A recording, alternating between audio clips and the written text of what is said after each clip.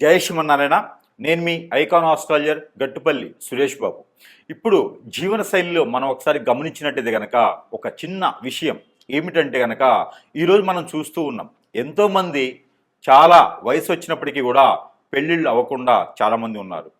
పోనీ అది ఒక పక్కన పెట్టేస్తే, పెళ్ళిళ్ళు చేసుకోకపోవడానికి గల కారణాలు పేరెంట్స్కి అతి ఆశ కావచ్చు, చేసుకునేటువంటి వారికి కూడా అతి ఆశ కావచ్చు.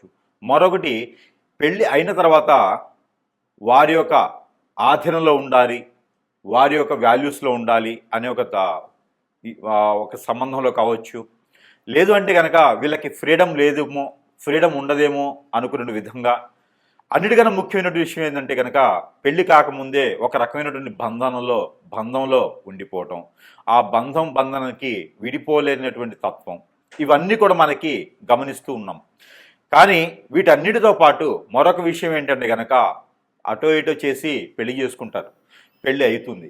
ఈ పెళ్లి చేసుకోవడానికి కారణాలు పెద్దవారి యొక్క బలవంతం, లేదా పిల్లలు ఇష్టపడి లవ్ మ్యారేజెస్, లేకపోతే ఒక అభిప్రాయాలు ఇంకోరికి నచ్చి చేసుకునేటువంటి విధానం, ఇవి పెళ్లి చేసుకోవడం. ఇకపోతే పెళ్ళి అవుతుంది, అటు ఇటుగానో విడిపోతారు. బంధాలు ఎన్నో ఉన్నా విడిపోతూ ఉంటారు. లవ్ చేసుకుంటారు ఎన్నో సంవత్సరాలుగా, పెళ్లి చేసుకుంటారు, విడిపోతారు.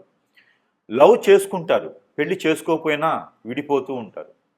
ఇలాగా చాలామంది ఒక్కొక్కరు వాడికి బానిసైపోతూ ఉంటారు. ఈ విడిపోయినటువంటి తత్వంలో చాలా రకాల కారణాలు ఉంటాయి. కులము, మతము, ఆస్తులు, అంతస్తులు, మనస్సు, వేరేక పరిచయాలు, అభిప్రాయాల భేదాలు, ఆదాయం, డబ్బులు, పేరెంట్స్ విషయాలు, వాల్యూస్, ఇవన్నీ కూడా మనం చాలా రకాలుగా తీసుకోవచ్చు. దీంట్లో ముఖ్యంగా అటు ఇటు చేసి పెళ్లికి ముందున్నటువంటి బంధాలన్నీ కూడా విడదీసుకోను కొంతమంది పెళ్లి వరకే వస్తారు. ఎందుకు ఇలా చెప్తున్నాను అనుకుంటారా?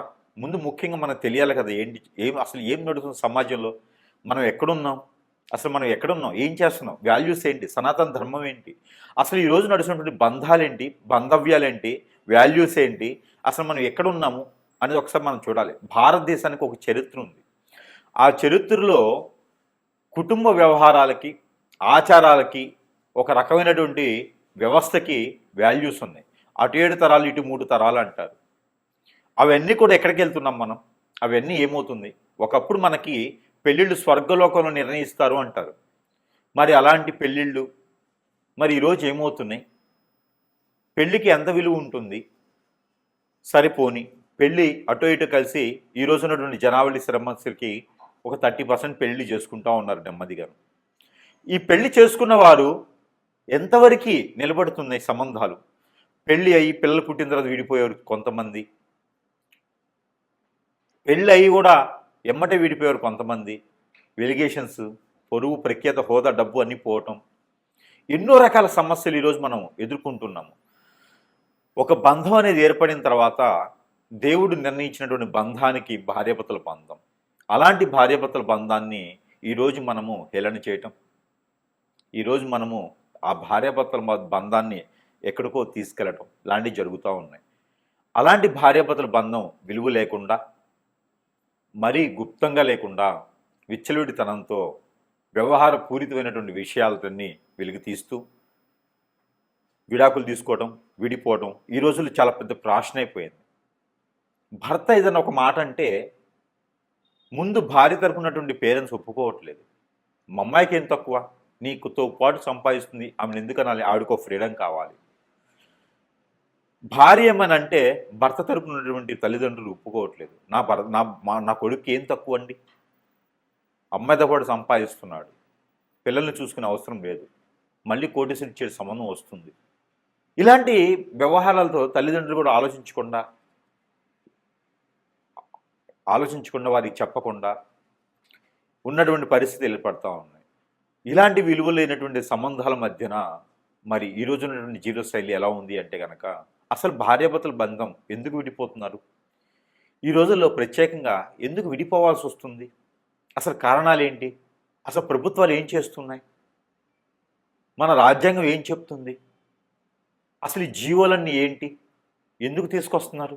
ఎవరి కోసం ఈ ఫ్రీడమ్స్? ఒకప్పుడు భార్యాభర్తల బంధం బాగలేదా అండి? మన వ్యవహార పూరికలు బాగాలేవా అండి? వారి జీవితకాలం బతకలేదా అండి? మరి ఈ రోజులు ఎందుకు ఎందుకు ఇలా జరుగుతుంది? అసలు ఏం జరుగుతుంది? ఎందుకు విడిపోతారు? జాతకంలో ఏమైనా తప్పులుంటే విడిపోతుంటారా? అలానే వీరి యొక్క నక్షత్ర ప్రకారంగా కంఫర్టబిలిటీ లేకపోతే విడిపోతూ ఉంటారా? వీరికి కంఫర్టబిలిటీ సెట్ అవ్వకపోతే విడిపోతారా? లేదా వేరే సంబంధాలు ఏమైనా ఉంటే విడిపోతారా? అసలు ఏ గ్రహము ఏ స్థానంలో ఉంటే ఇలాంటివి జరుగుతూ ఉంటాయి? ఒకసారి మనం ఆస్ట్రాలజీ పరంగా కొంత గుప్తంగా విషయాన్ని తెలుసుకునే ప్రయత్నం అయితే మనం చేద్దాము. దాంట్లో ముఖ్యంగా ఈ యొక్క ద్వాదశ రాసుల వారు పెళ్లి చేసుకున్న తర్వాత ఎందుకు విడిపోతారు? అసలు విడిపోయేటువంటి సందర్భం ఏమొస్తుంది? ఏ గ్రహం ఏ స్థానంలో ఉంటేనో, ఏ దశంత దశలు నడిస్తేనో, కంఫర్టబిలిటీ లేకపోతేనో, లవ్ మ్యారేజ్ వలన, పెద్దల విషయాల వలన అసలు ఎందుకు విడిపోయేటువంటి తత్వం ఎందుకు వస్తుందనే దాని గురించి ఒక్కొక్కసారి రాశి ప్రకారంగా మనం గమనించినట్టయితే కనుక మనకి మరి ద్వాదశ రాశుల్లో ఒకటి కన్యారాశి. ఈ కన్యారాశి వారికి మాటలతో బురిడి కొట్టించేటువంటి తత్వం ఉండేటువంటి రాశి. కొంచెం జాగ్రత్తగా ఉండాలి. అయితే ఇది ఎందుకు చెప్తున్నానంటే మనకి పెళ్లి సంబంధాలు వచ్చేప్పటికి కన్యారాశి వారికి అయితే కనుక ఖచ్చితంగా చిన్న వయసులో అంటే తక్కువ ఏజ్లోనే పెళ్లి చేసుకుంటే మంచిది. లేదంటే లేట్ ఏజ్ అంటారు. సెకండ్ ఇన్నింగ్స్ వచ్చిన తర్వాతనే వీరు పెళ్లి చేసుకునేటువంటి యోచన ఉంటుంది ఒకటి.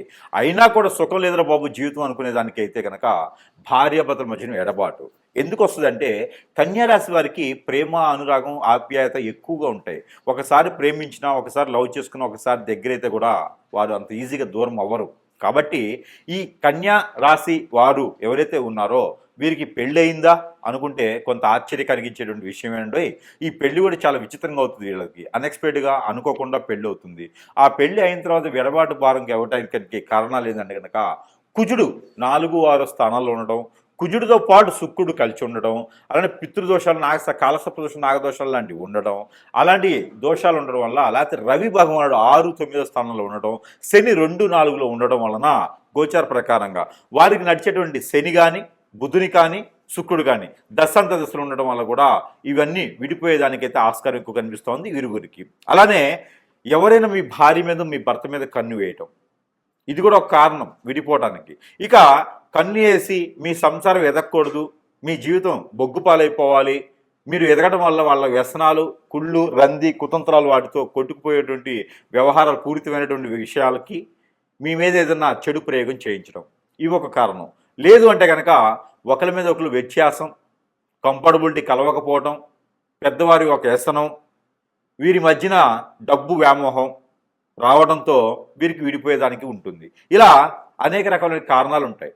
ఈ 4 కారణాల వల్ల విడిపోయినటువంటి భార్యాభర్తలు, కోర్టు వరకు వెళ్ళేటువంటి భార్యాభర్తలు వీళ్ళకి అవ్వటమే పెళ్లి 2-3 రోజుల క్రితం అవుతుంది, అంతలోనూ విడాకుల అనే విధంగా ఉంటుంది. కాబట్టి ఆశ్చర్య కలిగించేటువంటి విషయాలు. కాబట్టి మరొక మాట ఏంటంటే వీరికి ఉండేటువంటి అతి ప్రేమ అనుమానంగా కూడా ఉంటుందండి.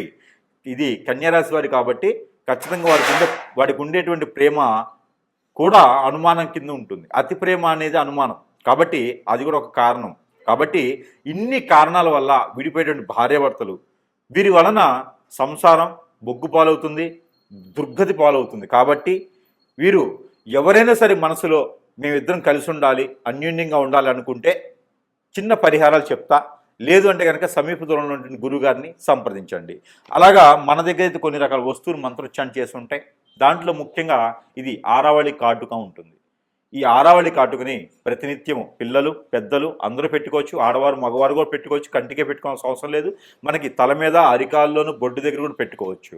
మనకున్న దిష్టి దోషాలు మనమేం చేయించిన చెడు ప్రయోగాలు కొంతమేర ఉపశమనం అయితే లభ్యపడుతూ ఉంది. పిల్లలైతే ఎదుగుదల ఉంటుంది. ఇకపోతే మీ భర్త దూరమైనా భార్య దూరమైనా వారి చేత ఈ సోపు ఒకటి వాడించండి. వారిలో ఏదైనా దూరమయ్యే ముందు సిమ్టమ్స్ కనిపిస్తాయి. కోపం ఎక్కువ రావడం, తినకపోవడం, ఆందోళన, చికాకు, నువ్వంటే నచ్చట్లేదని ఎక్కువ గొడవ పట్టడం, ఇలాంటివి ఏమైనా ఉన్నాయంటే ఈ సోపు వాడించండి. వారి మీద ఏం చెడు క్రియ జరిగితే మంచిగా మళ్ళీ మన వైపు వచ్చేలాగా ఉంటుంది. ఇక కొంతమంది ఇల్లు మొత్తం నాశనం అయిపోవాలని చెప్పి ఇంటికి ఎవరు నష్టదిబ్బందిని చేపించేస్తారు, చేతబడి చేపిస్తారు. అలాంటి వారికి ఇంట్లో అద్దె ఇల్లేనా సొంత ఇల్లేనా సరే ఇదన్నీ కూడా ముడుపు కట్టుకోండి. ఇవన్నీ మన దగ్గర లభ్యపడతా ఉంటే సరసమైన ధరల్లోనే మీ చెంతకి చేర్చేటువంటి సదవకాశాలు మన దగ్గర లభ్యపడుతున్నాయి. కాబట్టి ఎవరికైనా కావాలని సంప్రదించవచ్చు. లేదంటే కనుక సలహా మేర కూడా కావాలంటే కూడా సంప్రదించవచ్చు. అలానే ఇవన్నీ కాకుండా చిన్న పరిహారం కూడా చేసుకొని అదృష్టవంతులు అవ్వచ్చు కన్యా రాశి వారు. ఇలానే కనుక విడిపోయినట్లయితే కనుక మీకు ఒక చిన్న పరిహారం కూడా చెప్తాను. ఆ పరిహారం చేయండి. కొంతమేర ఇదంతా కూడా గుడ్డిలో మెల్ల అనుకోవచ్చు. అంటే పూర్తిగా కళ్ళు లేని వాళ్ళకి కొంచెం మసలబారిన కళ్ళు ఉండి కళ్ళలో పెట్టుకుంటే ఎట్లా ఉంటుందో అలాగ పరిహారాలు. ఇంకా పూర్తి దోషాలు పోవాలంటే మాత్రం ఖచ్చితంగా గురువుని కలవాల్సిందే. సమీప దూరంలో గురువుని ధరిస్తే మీకున్న పరిష్కార మార్గం అయితే చూపించబడుతుంది. అయితే ముఖ్యంగా ఈ పరిహారం అయితే మీకోసం ప్రయత్నం చేయండి. ఇక ఈ ఒక రాశి వారైతే కనుక మీరు ఏం లేదండి, 5 బావిల నీళ్ళని ఉంటాయి, లేదా 5 చెరువుల్లో నీళ్లు తీసుకురావండి, లేదా 5 బోరుల్లో నీళ్లు. 5 ఇళ్లల్లో కాదు, 5 బోరుల్లో లేదా 5 బావిల్లో, బావి చెరువు అంటారు కదా, అట్లాగా 5 వాటిల్లో నీళ్లు తీసుకురావాలి. 5 చెరువుల్లో నీళ్లు తీసుకొచ్చి ఒకటిగా చేయాలి. ఒక దాంట్లో కలుపుకోవాలి. కలిపినటువంటి దాంట్లో కుంకుమ పువ్వు, పన్నీరు, జాజికాయ, జాపత్రి, అనాస పువ్వు, దాల్చిన చెక్క, మిరియాలు, అలానే ఇంగువ, ఇవన్నీ కూడా కలగలిపి ఒక్క తమలపాకులు 2 ఇవి కూడా వేసి మిక్సీ కొట్టాలి. మిక్సీకి వేసి దాన్ని అంతని కూడా పేస్ట్ చేయాలి. ఈ పేస్ట్ చేసింది ఈ పాలలో కలపాలి. తగినంత తేనె కలపాలి. కలిపినటువంటి మిశ్రమాన్ని ఎక్కడైనా సరే దానిమ్మ చెట్టు లేదా సీతాఫల చెట్టు లేదా వేప చెట్టు, రావి చెట్టు, ఈ 2 కలగలిపి ఉన్నటువంటి సమయం, అక్కడ స్థలం, వాటిలో గురువారం రోజున, శుక్రవారం రోజున సాయం సంధి వేళలో అభిషేకం చేసి మట్టి ప్రమిదిలో, అభిషేకం అంటే చెట్టు పాదిలో పోయటం, 3 సార్లు తిరుగుతూ పోయాలి. అలానే ఒక పసుపు కలర్ దారం కానీ, 7 పోగులు వేసినటువంటి వైట్ కలర్కి పసుపు రాసినటువంటి దారం కానీ ఆ చెట్లుకి కట్టాలి. 7 పోగులు 7 సార్లు తిరిగి చుట్టూ కట్టాలి. అది వేసి కనుక అక్కడ చెట్టు కింద మట్టి ప్రమిదిలో 2 ఒత్తులేసి ఆవు నెయ్యితో లేదా కోకోనట్ ఆయిల్తో దీపరాజన చేయాలి. లేదా నిమ్మకాయ తొడిమి ఉంటుంది కదా, అది నిమ్మకాయ తొక్క, అదే వెనక తిప్పేసి కోకోనట్ ఆయిల్ వేసి దీపారాయణ చేయాలి. ఇలాగా 3 మాసాలు 3 సార్లు చేస్తే వారంతో సంబంధం, నక్షత్రంతో తిథితో సంబంధం లేదు. గురువారం లేదా శుక్రవారం చేయండి. మాసానికి ఒకసారి ఏం చేయండి. పౌర్ణమి ముందు వచ్చేటువంటి శుక్రవారం, గురువారం చేస్తే చాలా మంచిది. ఇలాగా 3 మాసాలు 3 సార్లు చేయాలి. స్త్రీ పురుషులు ఇరువురు కూడా చేయొచ్చు. ఇది ఎందుకోసం పరిహారం మీకు చేసి ఆ ప్రమిది కింద మీ సమస్య భార్యాభర్తల మధ్యన ఏముందో, ఎందుకు గొడవలు అవుతున్నాయి, ఏదైనా అఫైర్స్ ఉన్నాయా, ఏదైనా సమస్య ఉందా, ఆర్థిక సమస్య, ఆరోగ్య సమస్య, లేకపోతే మాట వినట్లేదా, ఇవన్నీ కూడా సమస్యని ఒక వైట్ పేపర్ మీద కాటుకతో, కాజల్తో అయినా రాయండి. మీ భాషలో మీరు రాయండి. రాసి 4 మడతలు వేసి మీకు ఆ ప్రమిది కింద పెట్టండి. ఆ ప్రమిది కింద పెట్టేటప్పుడు మోదుగాకు అని ఉంటుంది. ఆ మోదుగాకు వేయండి. మోదుగాకు పైన ఈ పేపర్ పెట్టండి. ఈ పేపర్ పైన ప్రతిమ పెట్టి దాంట్లో దీపారాధన చేయండి. ఇలా 3 వారాలు 3 మాసాలు చేయండి. దీని ద్వారా విడిపోయినటువంటి వారు కలుసుకునే దానికి చాలా అవకాశం ఉంటుంది. కాబట్టి ఈ ప్రయత్నం మీకోసం. ఈ పరిహారం అయితే ఖచ్చితంగా మీకోసమే. ఈ రాశి వారైతే కనుక ఒక జాజికాయ తీసుకోండి, తెల్ల జిల్లేడు ఏరు చిన్నది, నల్ల ఉమ్మెత్త ఏరు చిన్నది, ఈ 3 తీసుకోవాలి. ఈ 3 తీసుకొని భోజపత్రం అని ఉంటుంది, మనకి పూజా సామాగ్రిలో దొరుకుతుంది. భోజపత్రం అంటారు. చెక్కతో చేసినటువంటి ప్యూర్ పేపర్ అంటారు అనమాట. పేపర్ అంటే మిషన్లో వేసి రంగరించి పేపర్లో వస్తుంది కదా, అది భోజపత్రం అంటారు. మనకి చూస్తే తెలుస్తూ ఉంటుంది భోజపత్రం అంటే ఏంటనేది. అయితే ఆ భోజపత్రం పైన మీ పేరు, ఎవరైతే విడిపోయారో వారి పేరు రాయండి. రాసి మధ్యలో స్వస్తిక్ వేయండి. ఆ పేరుకి పేరుకి మధ్యన స్వస్తిక్ వేయండి.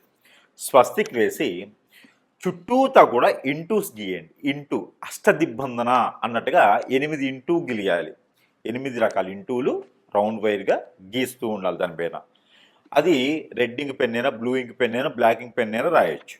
ఆ భోజపత్రం మీద రాసి జాజికాయ, పసుపు కొమ్ములు 2 పోకలు ఒక్కలు, జాజికాయ ఒకటి, దానితో పాటు మీరు ఒక ఎల్లో కలర్ వస్త్రం తీసుకొని దాంట్లో ఒక 3 దోసెట్లు బియ్యం, ఇలా 3 గుప్పెట్లు బియ్యం, దాంట్లో పసుపు, కుంకుమ, గంధం, ముగ్గు, ₹1 కాయిన్, దాంతోపాటు నేను చెప్పినటువంటి పసుపు కొమ్ములు, జాజికాయ, ఒక్కలు ఇవన్నీ కూడా వేసి ముడుపు కట్టేయండి. ఎర్రదారంతో ముడుపు కట్టండి. ముడుపు కట్టి మీ దేవుని మందిరంలో పెట్టండి. రాసిన రోజున ఇది గురువారం, శుక్రవారం రాయాలి. భార్యాభర్తలు కలవటానికి, ఇది విడిపోయి ఉంటే కలవటానికి. గురువారం, శుక్రవారం రోజున ఈ పరిహారం చేసుకోండి. పూజ మందిరంలో పెట్టి చక్కెర పొంగల్ చేయండి 3 రోజులు. చక్కెర పొంగల్ చేసి నైవేద్యం పెట్టండి. నైవేద్యం పెట్టేసి ఆ ముడుపుని 3 రోజుల తర్వాత తీసుకొని వెళ్ళి ఎక్కడైనా పారేడు నీటిలో వేయండి. వేస్తే అంతటితో మీకు విడిపోయినటువంటి భర్త కావచ్చు, భార్య కావచ్చు, ఎలాంటి పరిస్థితులు విడిపోయినా మళ్ళీ తిరిగి వచ్చేదానికైతే ఖచ్చితంగా అవకాశం దొరుకుతుంది మీకు. ఈ ప్రయత్నం చేసి చూడండి. జై శ్రీమన్నారాయణ. ఈ పరిహారం అయితే మీకోసం. ఈ రాశి వారు కనుక ఈ పరిహారం చేసుకున్నట్టయితే కనుక ఖచ్చితంగా విడిపోయినటువంటి భార్యాభర్తలు ఒకటేలా ఉంటుంది, పెళ్లి కానివరకైతే పెళ్లి అయ్యేలా కూడా ఉంటుంది. అలానే ఈ పరిహారం చేసుకోండి, అదృష్టవంతులు అయ్యేదానికి ఆస్కారం ఉంటుంది. మీకున్నటువంటి కుజదోషం, కాలసర్పదోషం, నాగదోషం అన్నీ కూడా కొంచెం మేర ఉపశమనం దొరికేదానికి అవకాశం కనిపిస్తుంది. కాబట్టి ఈ ప్రయత్నం చేయండి. మీకు వైట్ కలర్ దారం తీసుకోండి. తీసుకొని మీరు ఎంతైతే హైట్ ఉంటారో అంత హైట్, బొటనవేలు దగ్గర నుంచి తలవరికి, బొటనవేలు దగ్గర నుంచి తలవరికి, బొటనవేలు దగ్గర నుంచి తలవరికి, బొటనవేలు దగ్గర నుంచి తలవరికి మీరు 7 టైమ్స్ లేదా 11 టైమ్స్ పోగులు వేయండి. పోగులు వేయండి, జంజం పోగులు వేస్తాం కదా అట్లాగా. ఈ పోగులు వేసినటువంటి దారాన్ని తీసుకొని దానికి పసుపు రాయండి. అన్నీ కలిపేసి ఈ 11 దానికి పసుపు రాయండి. ఈ పసుపు రాసినటువంటి దారానికి 2 పేటలు వేయండి. ఇట్లా చేస్తే 2 పేటలు అవుతాయి. ఈ 2 పేటలు వేయండి. 2 పేటలు వేసినటువంటి దారానికి రాగిలో కానీ, పంచలోకాలు కానీ, సిల్వర్లో కానీ 2 పాములు, జంట పాములు ఉంటాయి కదా ఇలాగా పరిగిప్పి, ఈ జంట పాములు ఉన్నటువంటి ప్రతిమ అంటే రూపు ఒకటి తీసుకోండి.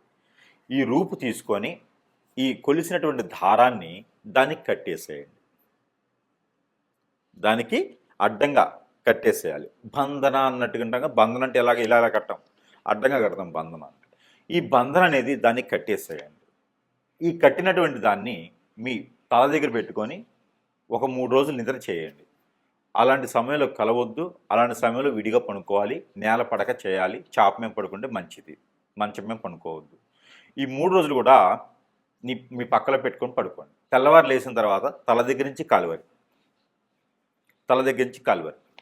7 టైమ్స్ తీసుకోండి.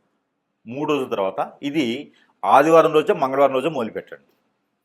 ఈ 3 రోజులు సాయం సంధ్య వేళ మొదలుపెట్టండి. ఈ 3 రోజులు నాన్ వెజ్ భుజించకండి. వెజ్లో కూడా ఆలు, గోంగూర, వంకాయ, పొట్లకాయ తినకండి. ఆలు, గోంగూర, వంకాయ, పొట్లకాయ ఇవి తినకండి. నాన్ వెజ్లో ఫిష్ కానీ, మటన్, చికెన్ ఏమి తినొద్దు. మామూలు శాకాహారిగా ఉండండి. పాలు కూడా తాకండి. ఎగ్స్ కూడా తినకండి. ఈ 3 రోజులు దీప నైవేద్యాలు పెట్టండి స్వామివారి దగ్గర. ఏ ఆలయానికి వెళ్ళే అవసరం లేదు, మామూలుగా అయితే వెళ్ళండి. ఇక ఈ ప్రతిమ తీసుకెళ్ళి ఎక్కడైనా మీకు పారేడు నీరు ఉంటే అక్కడ ఒక కొబ్బరికాయ తీసుకొని వెళ్ళండి.